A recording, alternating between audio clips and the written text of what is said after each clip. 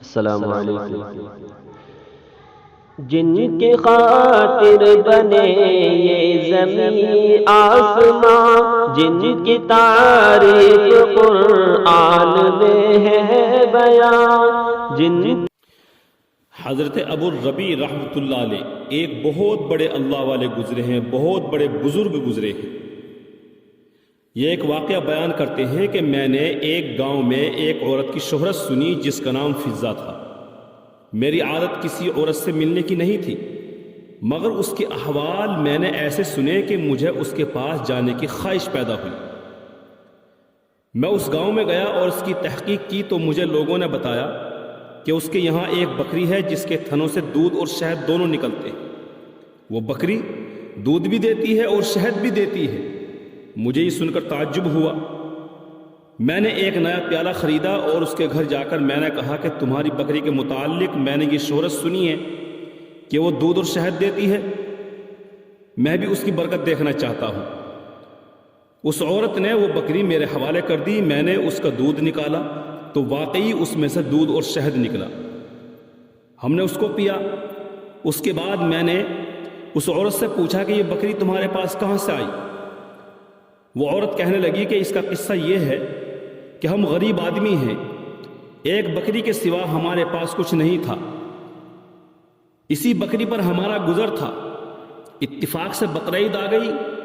میرے شوہر نے، میرے خاوند نے کہا کہ ہمارے پاس کچھ اور تو ہے نہیں کہ ہم بقرعید کو قربانی میں جانور ذبح کر سکے۔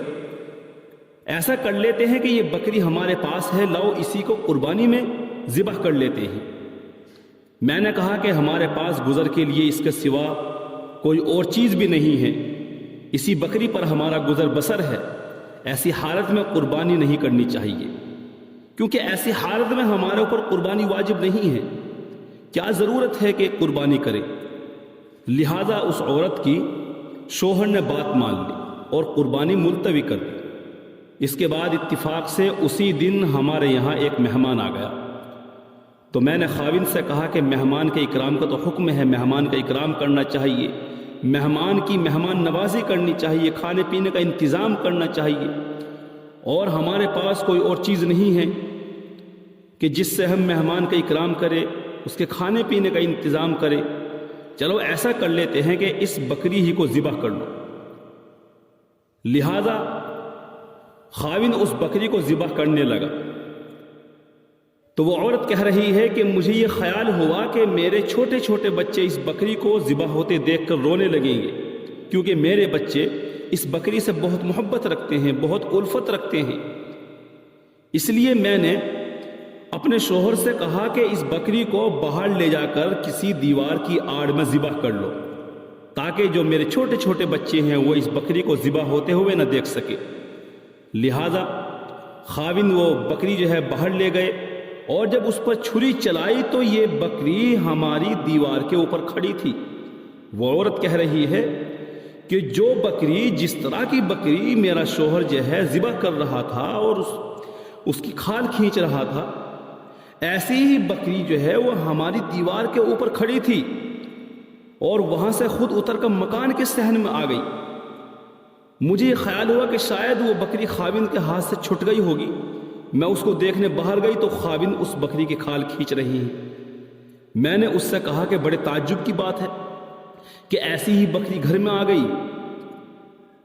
خاوند کہنے لگا کہ کیا مشکل کی بات ہے، کیا بعید ہے کہ حق تعالی شانہ نے اس کا بدل ہمیں عطا فرمایا ہو۔ یہ وہ بکری ہے جس کا دودھ، یہ وہ بکری ہے جو دودھ اور شہد دیتی ہے۔ یہ سب کچھ محض مہمان کے اکرام کی وجہ سے ہے۔ پھر وہ عورت کہنے لگی کہ اے میرے بچوں، یہ بکری دلوں میں چرتی ہے، اگر تمہارے دل نیک رہیں گے تو اس کا دودھ بھی اچھا رہے گا، اور اگر تمہارے دلوں میں کھوٹ آ گیا تو اس کا دودھ بھی خراب ہو جائے گا۔ اپنے دلوں کو اچھا رکھو، ہر چیز تمہارے لیے اچھی بن جائے گی۔